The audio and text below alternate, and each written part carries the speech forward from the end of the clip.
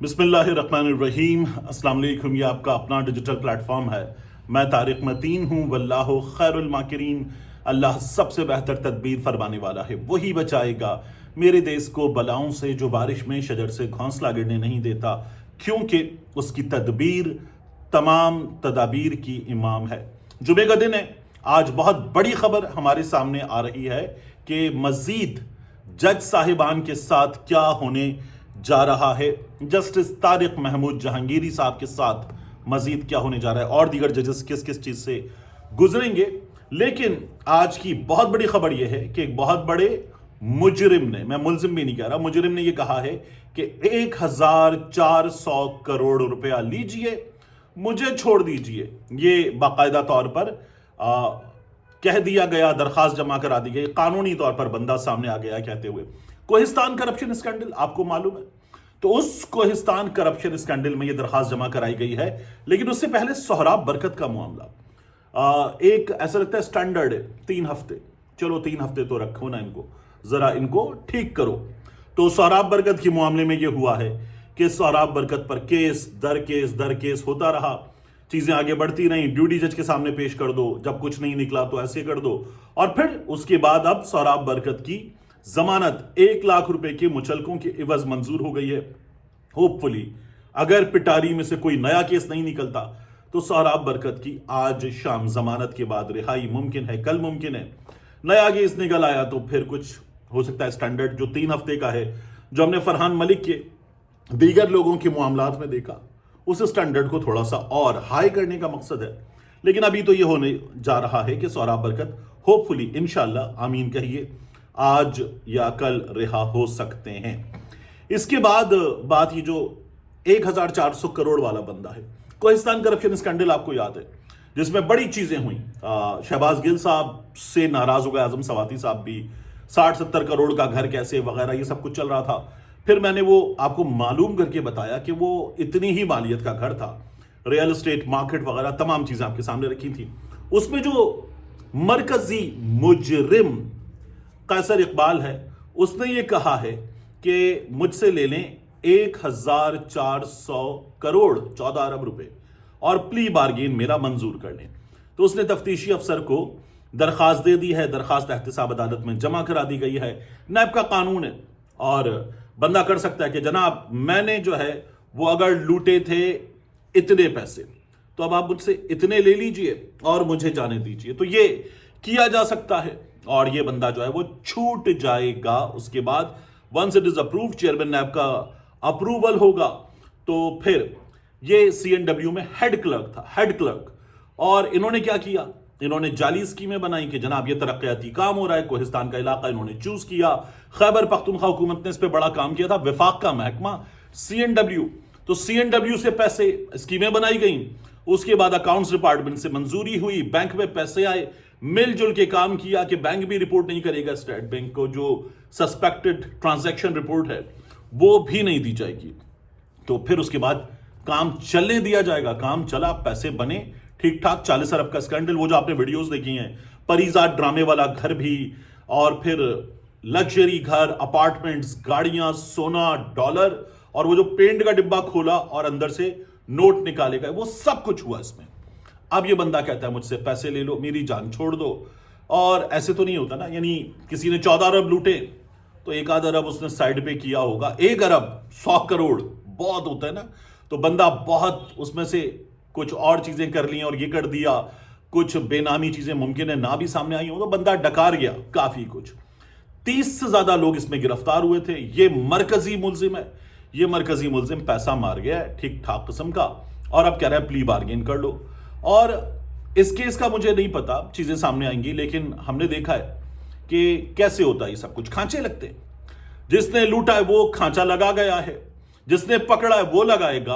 और फिर उसके बाद होगा ये कि अगर लूटने वाले ने इतना लूटा है, इतना वापस कर रहा है, तो दरमियान में इतना वो लेके जाएगा और इतना ही कोई उसका जो तफ्तीशी वगैरह वो भी ले जाता है।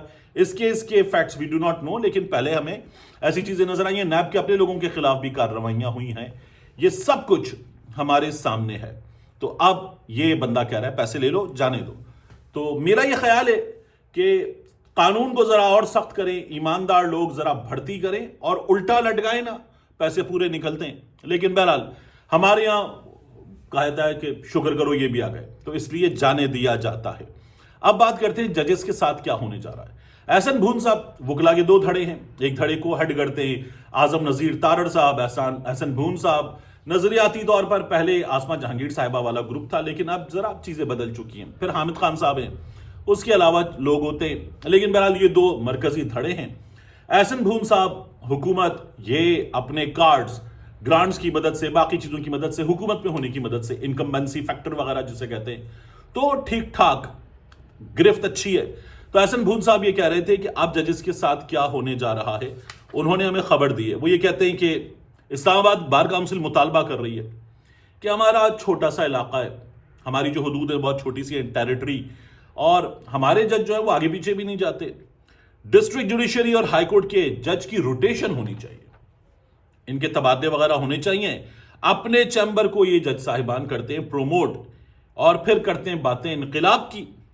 تو ان کا یہ کہنا ہے کہ ججز ٹرینڈ ہیں, قانون کے اتنے بڑے بڑے دماغ ہیں, تو صرف ایک ہی جگہ کیوں نہیں, پورے ملک کو فائدہ ہونا چاہیے نا. وہ بڑی اچھی باتیں کر کے جب کہتے ہیں اتنے اچھے ہو تو یہاں بھی جاؤ نا, وہاں بھی جاؤ نا, یہاں بھی خدمت کرو. تو وہ کہتے ہیں کہ ٹرینڈ ججز ہیں, پورے ملک کی خدمت کریں. خدمت کا انہوں نے بیڑا اٹھایا ہے, اور ان کو کہاں بھیجا جائے گا انہوں نے بتا دیا. ان کو کہتے ہیں کہ ان کو سب بھی جانا چاہیے, بلوچستان. ان کو لاڑکانہ جانا چاہیے, سندھ. ان کو خاران جانا چاہیے, بلوچستان, دور دراز علاقے, سیکیورٹی کے ایشوز. ان کو ڈیرہ اسماعیل خان جانا چاہیے. وہ کہتے ہیں خدمت کا بیڑا اٹھایا تو خدمت کریں نا, اب اس ملک کی خدمت کریں آپ. یہ ان لوگوں نے کہا ہے. جج صاحبان کے کیس میں تو صاف طور پر نظر یہ آ رہا ہے کہ وہ جو خبریں دی گئی تھی نا کہ دسمبر ختم ہونے سے پہلے اسلام آباد ہائی کورٹ کے 5 جج صاحبان are know more required in اسلام آباد. طارق محمود جہانگیری صاحب کے کیس میں چیزیں بہت تیزی کے ساتھ ہوئی ہیں, آگے بھی ہوں گی, اور یہ جو ہے وہ انصاف نہ لے پائیں یہ بھی ہوگا, اور طارق محمود جہانگیری صاحب کو مزید ابھی کچھ بھگتنا پڑے گا. اس کی میں بات بتا دیتا ہوں آپ کو. لیکن پھر سمن رفت امتیاز صاحبہ, بابر ستار صاحب, سردار اعجاز اسحاق صاحب, محسن اختر کیانی صاحب, ان میں سے ایک آدھ کو ممکن ہے رکھ لیں, باقی ٹرانسفر کریں یہاں سے وہاں. تو جب آپ یہ کریں اور بھیجیں بہت دور دراز کے علاقوں میں, تو ممکن ہے کہ استعفے تب بھی آ جائیں. یہ سب کچھ ہو تو یہ کرنے کی کوشش کی جا رہی ہے. یہ جج صاحبان کو باقاعدہ طور پر پیغام دیا گیا ہے کہ آپ کے ساتھ اب کیا ہو سکتا ہے. طارق محمود جہانگیری صاحب کے کیس میں کیا چیزیں ہمارے سامنے, میں آپ کو بتا دیتا ہوں. دیکھیے, طارق محمود جہانگیری صاحب کے کیس میں اب جہانگیری صاحب کے خلاف تیاری یہ ہے کہ ایف آئی آر ہوگی کہ آپ نے دھوکہ دہی سے کام لیا, آپ نے جعلی ڈگری جمع کرائی, آپ عدالت میں آ گئے, آپ نے ریاست کو, حکومت کو, اس مشینری کو, عدالت کے باوقار ادارے کو دھوکہ دیا ہے. تو اب آپ بھگتیں گے, ایف آئی آر ہوگی. اور آپ نے اس دھوکہ دہی سے پیسے کمائے, تنخواہیں لی, قومی خزانے پر آپ بوجھ بنے, تو واپس کیجئے, تنخواہیں واپس کیجئے. یہ بھی ہو سکتا ہے. یہ بھی ہو سکتا ہے کہ طارق محمود جہانگیری صاحب کے خلاف وہ جو میاں داؤد صاحب کہہ رہے تھے نا 420 وغیرہ, وہاں تک بات جائے, مقدمہ, گرفتاری, یہاں تک کام جا سکتا ہے. طارق محمود جہانگیری صاحب ابھی تک اس کیس کو, اس پورے معاملے کو فائٹ کرنے کے لیے ریڈی ہیں. ان حالات میں خبر دی ہے انصار عباسی صاحب خبر دے رہے کہ طارق محمود جہانگیری صاحب جو تھے نا وہ تیار تھے استعفیٰ دینے پر, اور وہ ریڈی تھے. ان کے 5 برس مکمل ہو رہے تھے 1 جنوری کو, 31 دسمبر کو مکمل ہو جاتے, 1 جنوری کو جہانگیری صاحب استعفیٰ دے جاتے. اور جہانگیری صاحب جو ہے وہ اس لیے ایسا کرتے کہ 5 برس مکمل ہوتے ہی آپ پینشن کے حقدار ہو جاتے ہیں, اور پینشن ملتی, پینشن ٹھیک ٹھاک ملتی ہے جج صاحبان کو. تو یہ کیا جائے, اور طارق محمود جہانگیری صاحب کو یہ مشورہ دیا گیا کہ استعفیٰ دے دیں. اور اعظم نذیر تارڑ صاحب سے کہا یہ جا رہا ہے کہ اعظم نذیر تارڑ صاحب سے, باقی لوگوں سے رابطہ کر کے کہا گیا تھا کہ جہانگیری صاحب چھوڑ کے جا رہے ہیں, ان کے معاملے میں چیزیں ہلکی کی جائے, اور ایسے کیا جائے, ایسے نہ کیا جائے. یہ تمام باتیں ہوئی تھیں.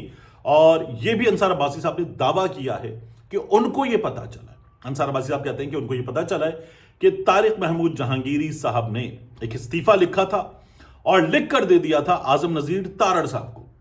اور تارڑ صاحب جو ہیں انہوں نے بھی کوئی جواب نہیں دیا انصار عباسی صاحب کو جب انہوں نے خبر مزید جاننے کے لیے پوچھا. وہ کہتے ہیں طارق محمود جہانگیری صاحب نے بھی کوئی جواب نہیں دیا کہ کیا یہ بات درست ہے یا نہیں ہے کہ وہ استعفیٰ دے کر ٹاٹا بائی بائی کرنے والے تھے. یہ باتیں اب ہمارے سامنے آ رہی ہیں, دیکھتے ہیں ان میں سے کیا نکلتا ہے. لیکن طارق محمود جہانگیری صاحب نے تو کہا تھا کہ جسٹس ڈوگر نے مجھ سے کہا کہ آپ استعفیٰ دے دیں, اور کہا یہ جا رہا ہے کہ وہ استعفیٰ پوسٹ ڈیٹڈ دے بھی چکے تھے اعظم نذیر تارڑ صاحب کو. لیکن کو وارنٹو اس لیے ہوا ہے, اسد طور صاحب نے خبر دی ہے, کو وارنٹو اس لیے ہوا ہے کہ اگر جوڈیشل کمیشن میں کارروائی ہوتی تو جوڈیشل کاؤنسل میں کارروائی, سپریم جوڈیشل کاؤنسل میں, تو سپریم جوڈیشل کاؤنسل میں, جوڈیشل کمیشن غلط کیا گیا, سپریم جوڈیشل کاؤنسل میں ہونے والی کارروائی کے نتیجے میں چلو ٹھیک ہے گھر بھیج دو, مگر پھر فوجداری کارروائی, قانونی ایکشن وغیرہ نہیں ہوتا. تو ان کو گرفتار کرنا, نشانہ بنانا, پوری عدالت کو پیغام دینا یہ مقصد ہے. تو یہ مقصد پورا کرنا ہے, اس لیے یہ سب کچھ کیا جا رہا ہے, چیزیں اس انداز میں اسی لیے انجام دی جا رہی ہیں. میری معلومات یہ ہیں کہ طارق محمود جہانگیری صاحب نے بہت قریبی اسلام آباد میں کچھ دوست وغیرہ, کچھ سورسز وغیرہ, ان سے معلوم ہوئی کہ ایسا کچھ بھی نہیں کیا تھا. اور طارق محمود جہانگیری صاحب نے یہ فیصلہ کیا تھا کہ وہ اپنا کیس فائٹ کریں گے. وہ اپنا کیس فائٹ کر رہے تھے اور آگے بھی کریں گے. میں نے پوچھا کچھ ماہرین قانون سے, کچھ دوستوں سے, کہ کیا طارق جہانگیری صاحب کو اگلی عدالت میں ریلیف ملنے کی امید ہے. انہوں نے کہا دیکھیے یہ تو وزیر قانون نے بتا دیا کہ یہ فورم ہی نہیں تھا کارروائی کا, لیکن اگر یہ ہو گیا ہے اور حکومت نے جو 26ویں 27ویں آئینی ترمیم کی ہے, سب کچھ کر لیا ہے, تو اب اس کی امید نہ ہی رکھیں تو بہتر ہے. ملتے ہیں انشاءاللہ آپ سے اگلی ویڈیو میں.